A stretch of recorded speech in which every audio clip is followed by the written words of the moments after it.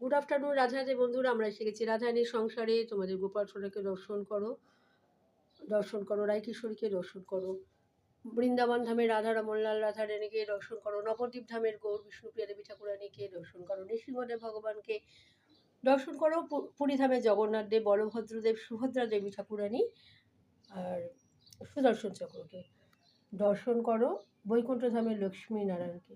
অঙ্গ রাগের পর দেখো ভগবানের জ্যোতি কেমন বেড়েছে।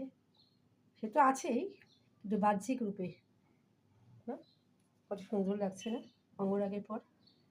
যা পেরেছি তাই করেছি, কেমন লাগছে জানিও। আর চন্দন যাত্রা শুরু হয়েছে থেকে ঋতু বোঝা যাচ্ছিল না, শীত গ্রীষ্ম বর্ষা কিছু বোঝা যাচ্ছিল না, কিন্তু আজকে গতকাল এই দুদিনে বেশ টের পাইয়ে দিচ্ছে।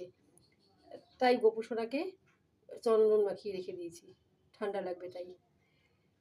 আচ্ছা, ভগবানের ভোগ দর্শন করো, ভগবানের ভোগ দর্শনে দুর্ভোগ কাটে।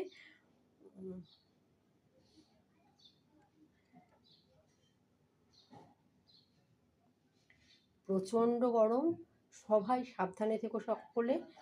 আর অবশ্যই নিজেদের যত্ন নেবে। আর ভগবানের কাছে প্রার্থনা করি সকলে ভালো থাকুন আর ভক্তিময় জীবনযাপন করুন। এই পুরুষোত্তম মাস, এক মাস ধরে বিশেষ বিশেষ অধিক ফল আমরা পেতে পারি ভগবানের সব রকম নাম করলে, ভগবানের সেবা করলে, ভক্তদের সেবা করলে, ভগবানের মন্দিরে গিয়ে দর্শন করলে প্রচুর প্রচুর প্রচুর হাজার গুণ ফল লাভ।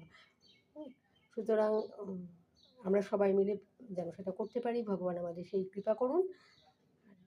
সকলে ভালো থাকবেন। ভিডিওটা ভালো লাগলে লাইক কমেন্ট শেয়ার করো, চ্যানেলটা সাবস্ক্রাইব করে দিও। রাধে রাধে।